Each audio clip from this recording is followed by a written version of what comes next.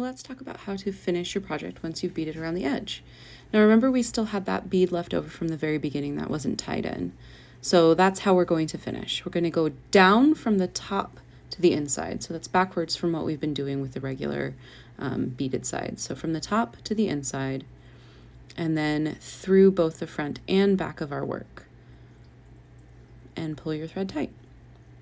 Once you've done that, I like to turn over my work and thread the needle back through the top so that I can add a thread protector to keep this nylon thread from fraying. So just straight back up through that bead. And now we can grab our thread protector and decide where we want it to sit. Sometimes it'll be a little bit wonky. Usually I have it span over one bead, so 1, 2, 3 total beads. It's a little bit small in this case, so what I'm going to do is I'm actually going to use 2. So I'm going to squeeze it tight a little bit, just so that it fits between those 2 beads a little bit nicer. And you can see the holes there that we're going to be threading through. So go ahead and bring your needle up from the bottom to the top and pull your thread protector tight against your project.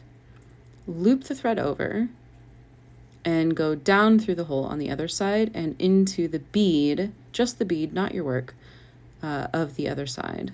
And when you pull it tight, make sure that that thread is actually in the groove on the top of your thread protector. Sometimes it pulls out, so just slide it back in there if it does.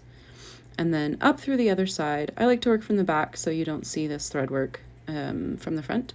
So up through the back, pull it tight, and down through the other side. So I like to weave it twice just to make sure it's nice and tight, not going anywhere.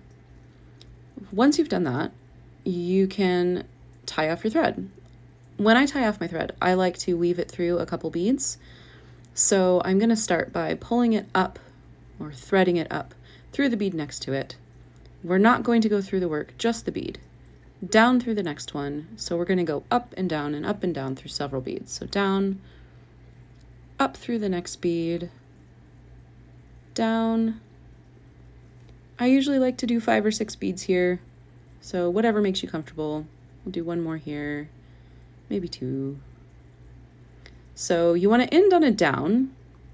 And before you go up the next one, we're actually going to tie our thread off around the leg of the bead below the next one. So that thread leg there that's holding the bead in, we're just going to wrap around it and give ourselves a nice loop.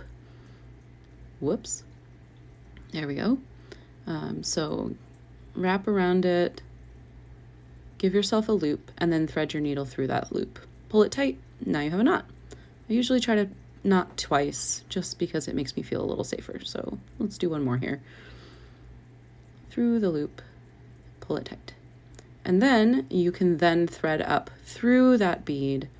And I like to give it a little tug, sometimes a hefty tug, to make sure that that knot is inside the bead so you can't see it on your project. Once that knot's inside, you can go ahead and cut off your thread and have a nice, lovely finished project.